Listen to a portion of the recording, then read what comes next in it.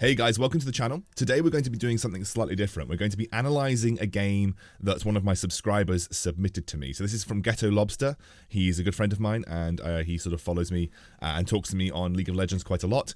So I'm going to be analyzing one of his games and I'm going to make this a weekly series. So every Monday I'll try and analyze a game that one of you guys submit and we can go through some of the improvements that that you can make. Now Ghetto Lobster is currently Platinum 1. He's playing in the Nicoverse.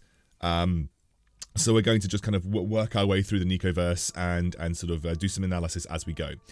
Thank you to G2A for sponsoring the channel. There is a reference link in the description below.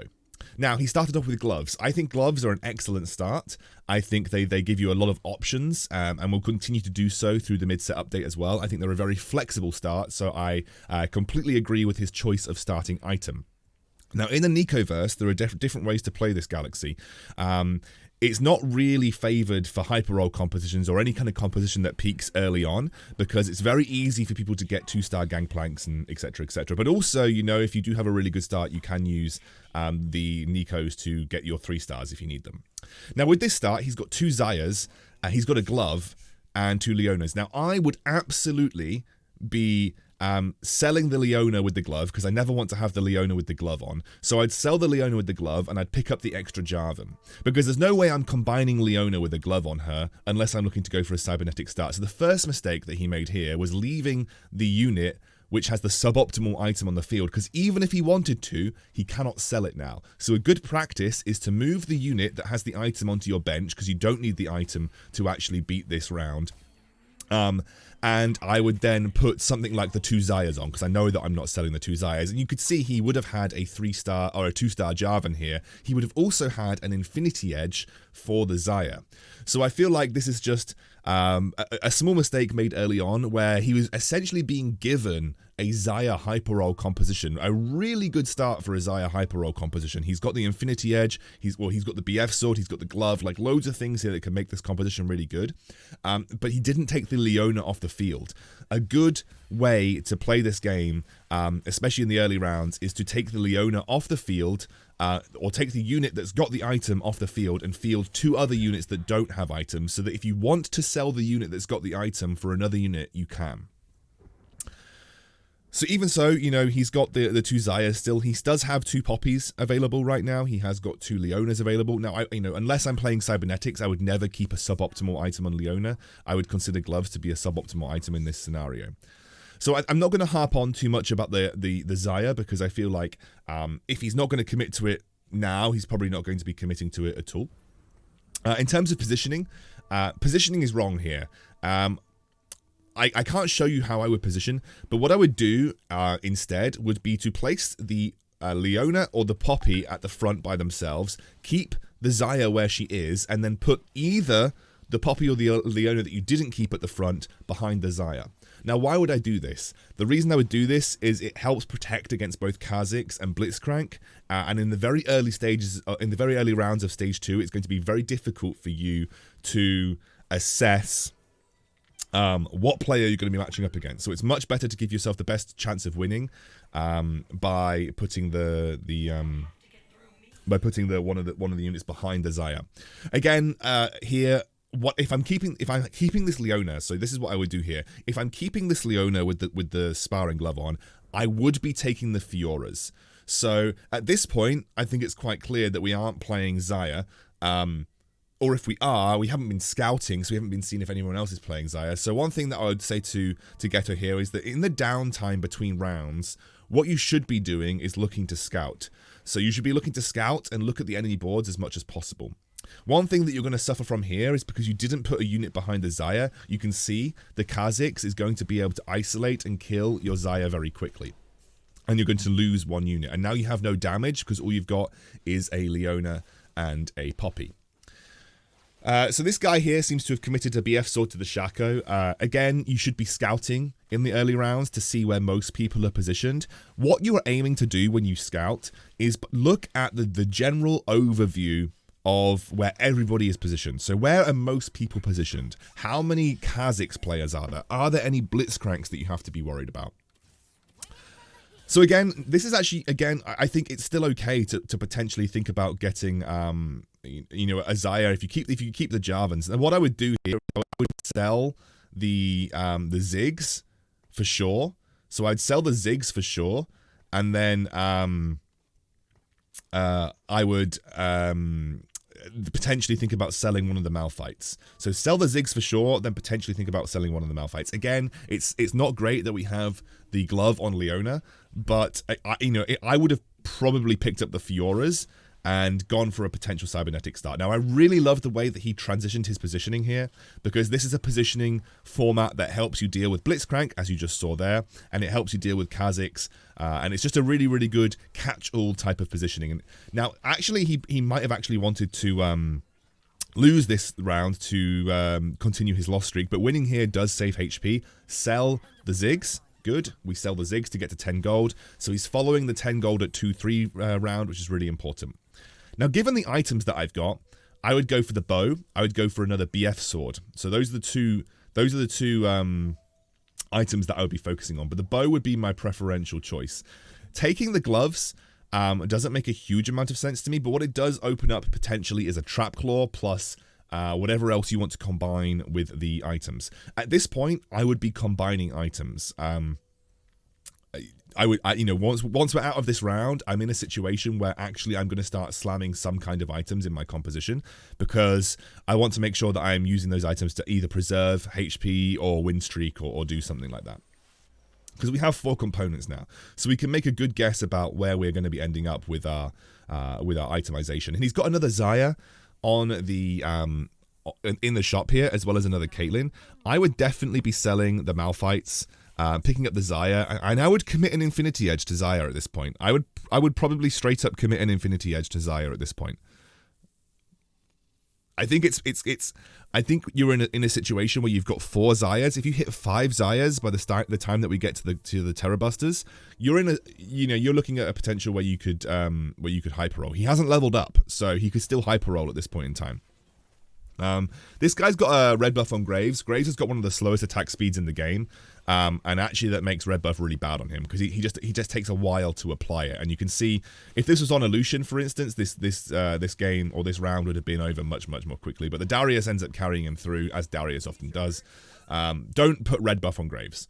I would always put it on the Ezreal or the Lucian for the most part. Now he's trying to sell to get up to 20 gold. I think that was obviously something to consider here. He's got another Xayah. This is definitely hyper roll Xayah. Now, I feel like he could have committed to this much earlier. I wasn't going to talk about it, but it looks like he is sort of thinking about that as a potential build path here. I probably would have committed to it much earlier. If I'm taking these Xayahs, I'm putting Infinity Edge on Xayah absolutely 100% of the time. The reason I wouldn't put Infinity, or rather, I guess the way you look at it is that Infinity Edge can still be used in other compositions. You can use it on Kayle when you have Valkyrie. You can use it on Jinx. You can use it on Irelia. And you do have the 2-star Leona, so Cybernetics is not completely out of the run. One thing as well is that he's scouting, but he's scouting into the fights. Like, this is not going to tell you too much, and it's also much more difficult to process information when you're already in the fights.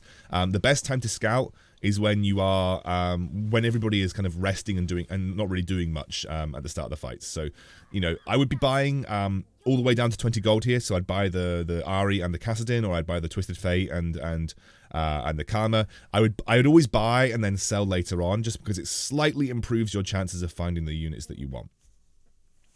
The one thing that I would say, he hasn't really found many Caitlyn's or Jarvans, but again, one of the biggest mistakes that the sort of platinum players and low diamond players make is they refuse to commit items.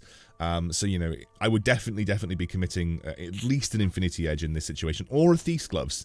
If you don't want to commit the Infinity Edge, and you might want to think about going for a Deathblade, for instance, I would be thinking about committing Thief's Gloves. Or you make a Trap Claw. Trap Claw is universally useful in a lot of compositions, and it's actually quite good early game as well. So have a look at the items that he gets here. It's another belt. Belt, that's 2 Trap Claws, not particularly good. Belt is, it could be used for a redemption though, so keep that in mind. A redemption can go on the Jarvan. That's a Deathblade, or he could go double Infinity Edge, of course, and it's another glove. Wow, you've got a lot of gloves. So in this situation, yeah, I'm going Xayah. Like, we're hyper rolling Xayah. Pick up the Shen. We want the Shen, and we want the Rakan. Okay, we don't want the Shen. Yeah, we want the Caitlyn. Okay, Xayah. Chaos is the preferred state of nature. Good, keep going. I would roll to 20 at least. So Fiora, but you only got one Fiora, so it doesn't really matter. At this point, don't bother with Fiora. If you're in a situation where you are, considering hyper rolling, and you don't have a lot of Fioras before you hyper roll, don't bother going for Fiora. The reason I say don't bother going for Fiora is that you can actually play a version where you use Irelia over Fiora, and it's not like you shouldn't need to worry about it. Basically, don't worry if you haven't got Fioras. Don't bother picking her up because she's only good if she's 3-star, and if you can't 3-star her effectively in the Shredder composition, don't bother. Otherwise, just go for the Irelia later on. So I'd sell the Ziggs here. Sell the Ziggs to get to 10 gold. Sell the Ziggs to get to 10 gold. Okay, we didn't sell the Ziggs, and we get the Fiora. We didn't pick up the Shen either. We've kind of committed at this point to the hyper roll comp, so we kind of need to make that happen. Again, Shen would have been good because we would have had the Blade Master bonus in, which we don't actually currently have. We definitely need to commit items now. Now we need to have items on Xayah at this point in time. We probably can go for an Infinity Edge. We have a Quicksilver at some point. And we also have a potential for a Last Whisper. Now, I would go around and have a look at if there is anybody running Vanguards. If no one is running Vanguards, then you don't actually need to go for Last Whisper. You could actually quite feasibly go for double Infinity Edge. So if no one's running Vanguards and Vanguards aren't really being looked at, then you can go for double Infinity Edge. And double Infinity Edge plus a Quicksilver is perfectly fine. There's another Xayah here. I would take the Kale in this scenario. So I would sell everything and take the Kale. The reason I would take the Kale is because she's a Blade Master, and we want to get the Blade Master on the field right now. So I would sell the Poppy, and I would put the Kale on, and Kale is actually a good individual unit. Now, Trapclaw's not bad on Xayah, but it's not fantastic either. But it is also a decent item to consider, and Trapclaw is generally universally pretty good versus a lot of different compositions. But I would definitely be selling the Poppy, and selling something on my bench and putting the Kale on instead, because the Blade Master bonus is really important to Xayah, actually. It really improves her DPS output. We are seeing a lot of Vanguards, so maybe, especially for this mid game, we should go for a bow off this carousel and then just commit to maybe a Trapclaw. What I would say is one of the things that I'm noticing from Ghetto right now is he's very unwilling to commit to suboptimal items. You're not going to get optimal items every game. One of the biggest things that you need to learn to adapt to is you're not going to get the best items in every single game. So you just need to learn that that's going to be the case, and you need to go with what you've got. So there's only one item committed, and we've got like 4 or 5 components on the bench. I would go for the Q. I would actually just go for the Negatron Cloak in this case. Just like straight up take the QSS. Good, yeah. At this point, I would take the Quicksilver, and I would actually just commit a double Infinity Edge. As the game goes on, not many people run Vanguards. Vanguards are really good in the mid game, but people start to run less and less of them as the game goes on. I would actually probably consider just going for a double Infinity Edge on the Xayah. If you get Xayah to 3-star with a double Infinity Edge, like that's actually pretty good, and I would be happy with that most times. So we definitely just take the Quicksilver here. The other thing to consider is we could just put a Trapclaw on the Jarvan or a Trapclaw on the Caitlyn. So we could put a Trapclaw on the Caitlyn in this instance. Or we could just make a Zeke's and then put something next to my Xayah. So I would put a Zeke's maybe on the Poppy and put that next to the Xayah, so we increase her attack speed early on. But yeah, there is definitely there's a Jarvan in the shop, so we would need to sell the Kassadin and get the Jarvan. You need to pick up as many of those extra units as physically possible. In fact, I would sell both the Fioras, because she's not going to be relevant now. I would sell both the Fioras and the Ziggs and pick up the Jarvan here. I do this a lot. There are situations where I don't really pay attention to what I'm doing, but I would absolutely be selling the Fiora and picking up the Jarvan. Rakan is good. Like, Rakan is useful for the composition, and we're missing the Jarvan here, so that's not a good look. We do get the Irelia, so I'd sell the Fiora. I would put the Rakan in over the Poppy, and then just go with the Irelia. We don't need the Fiora, I'd sell the Poppy and just add the Irelia in. So sell the Poppy and add the Irelia in at this point. or the Kassadin. The Poppy's doing nothing for you. Poppy does absolutely nothing for you. We have no synergies activated right now. So Poppy is just a useless unit. Like, without Vanguard, Poppy is garbage. Like, really, really, without Vanguard, Poppy is garbage. So, at this point in time, sell the Poppy, add in something useful like the Kassadin or the Irelia. I would probably add in the Irelia. If I'm completely honest with you, I'd add in the Irelia. Then we'd get to 50 gold and try and go to level 6 and add the Kassadin in. But you can see, like, Poppy's just, like, we're losing to really weak people as well. So, our composition is incredibly, incredibly weak right now. The good thing is that we've maintained the loss streak up until the neutral round, but the Poppy should have gone a long time ago, as should the Fiora, to be completely honest with you. As soon as you find the Irelia and you don't have a Fiora 3, or you're not close to finding a Fiora 3, like the Fiora, at least the Fioras on the bench should definitely go into the bin. I understand the want for the Chrono here, but that's what Shen's for. So we should have picked up Shen early on. So Shen would be the Blade Master and the Chrono here.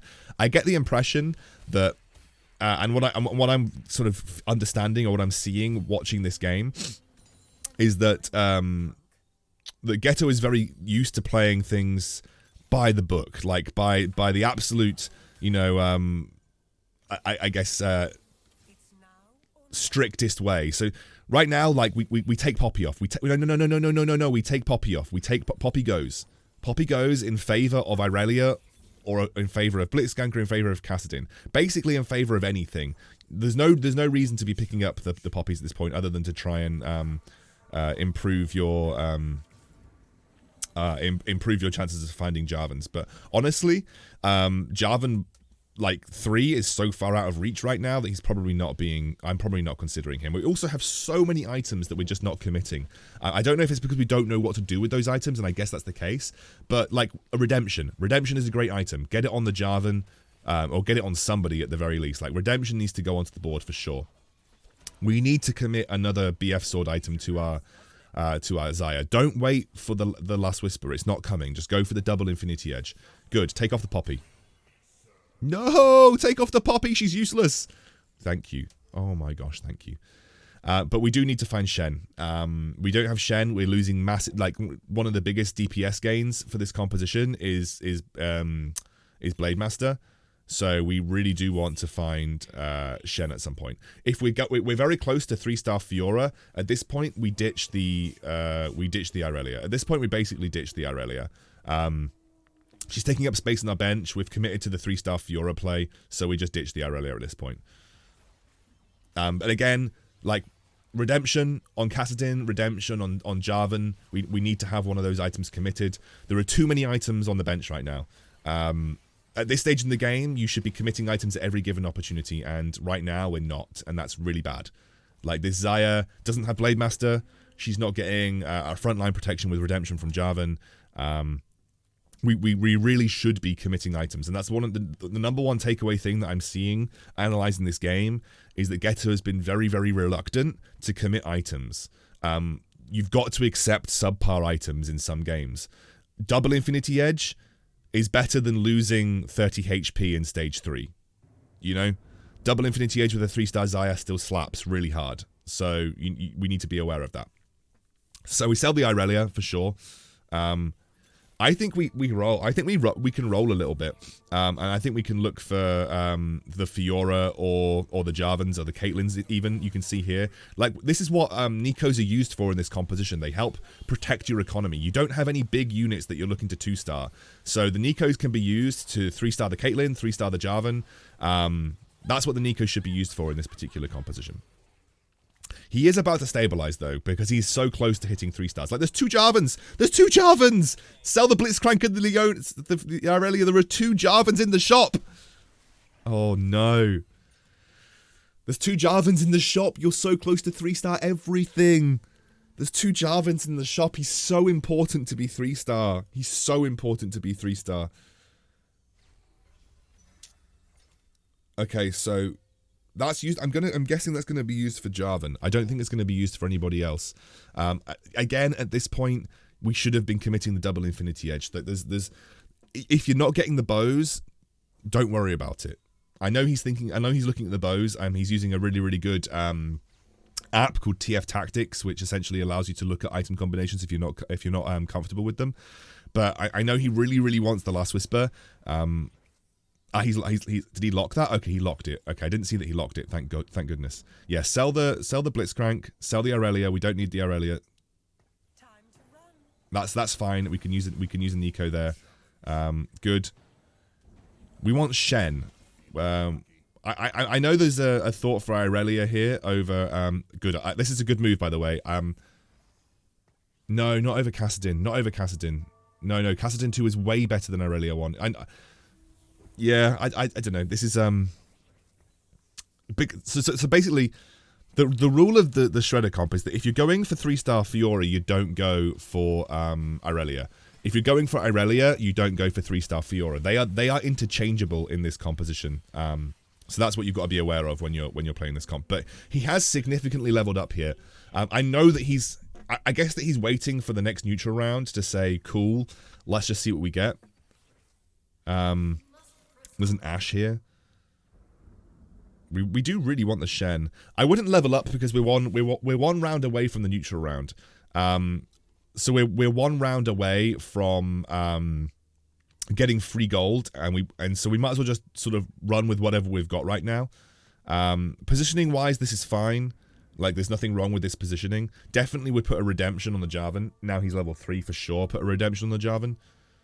The tier gives him his first ult more quickly, and redemption is just such an incredibly good item.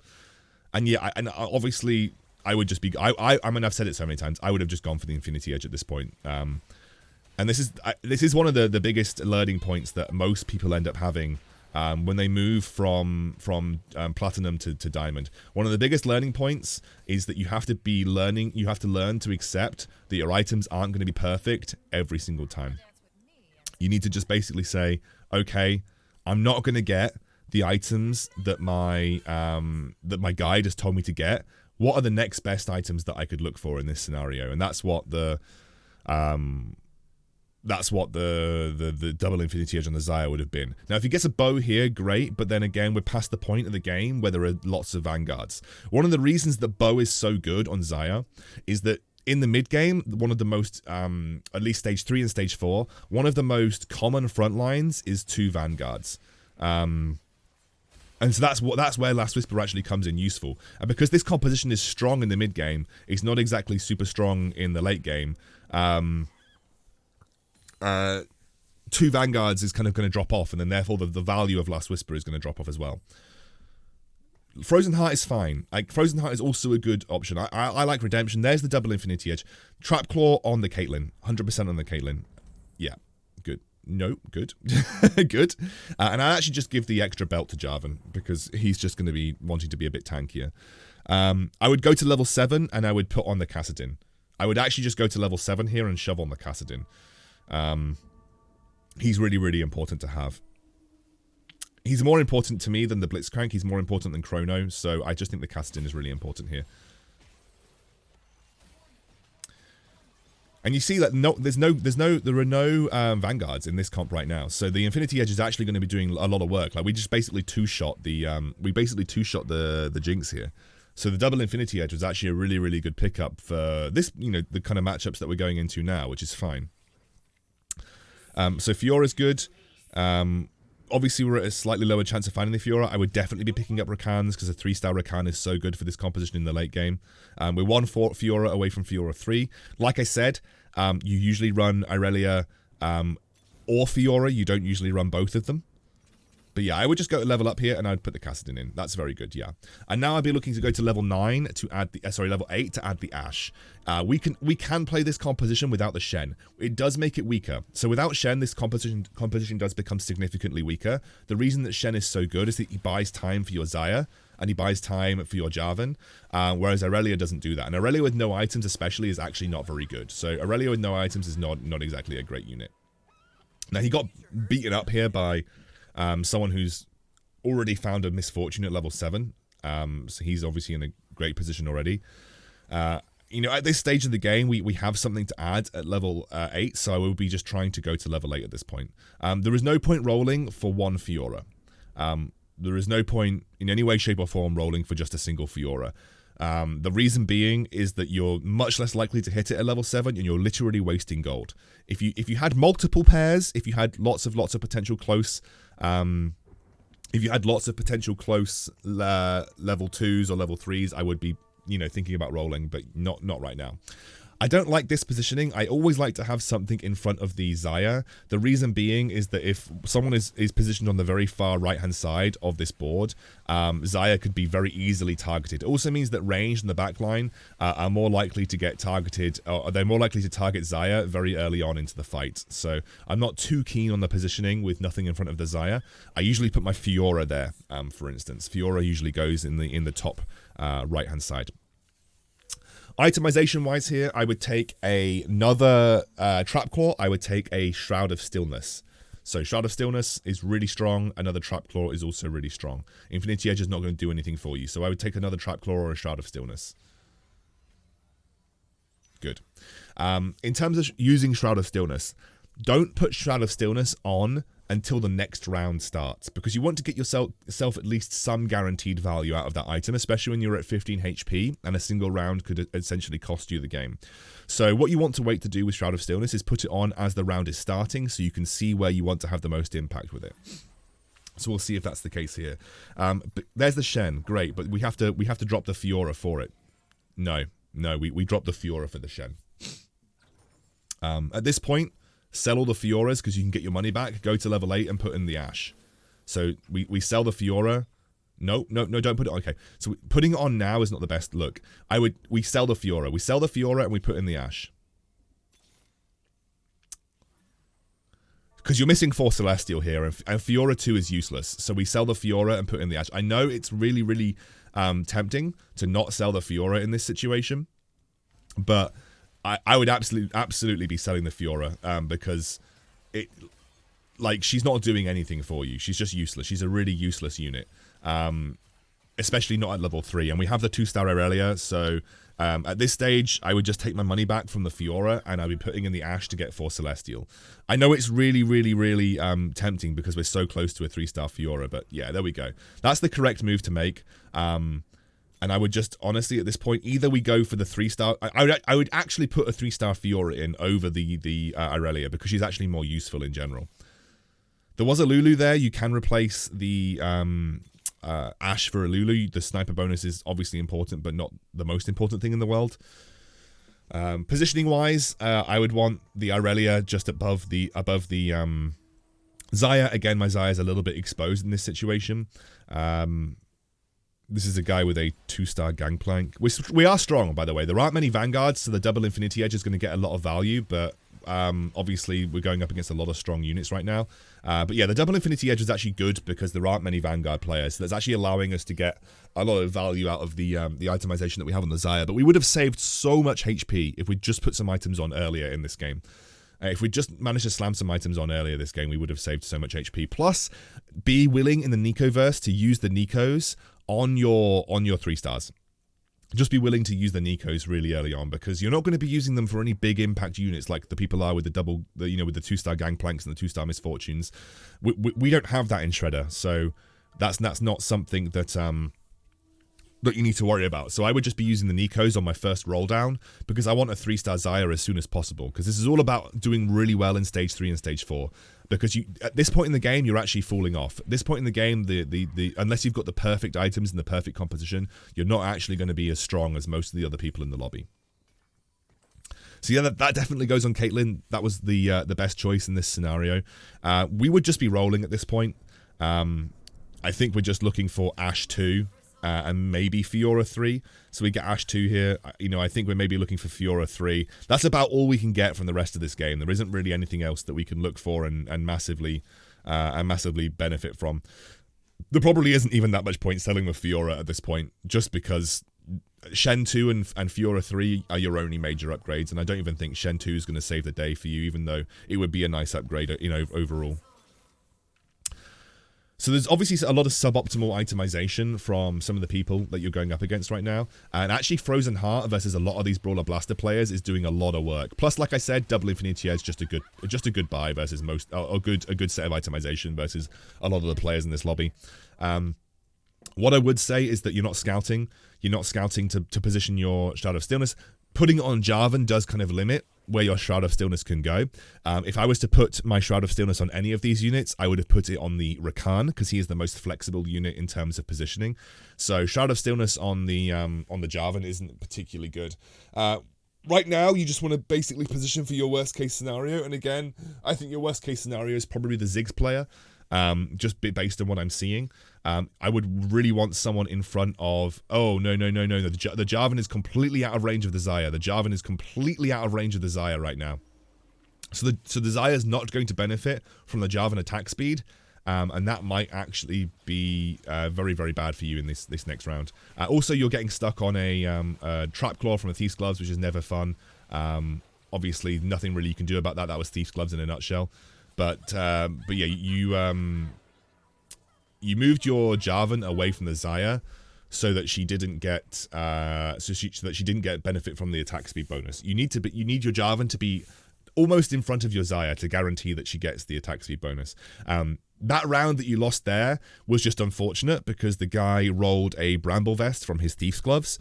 Not much you can do about that, but what I would have said is scouting that guy, see that his Cho'Gath has the Thief's Gloves or the Bramble Vest on the right hand side. I would have moved my Xayah over to the other side. I would have moved my Xayah and all of my composition over to the left hand side. In fact, we spent most of our game on the right hand side of the board without scouting much at all. So the biggest takeaways from this game: you could have committed to Xayah much earlier on. You got loads of Xayahs and load of Jarvans really early on into this game.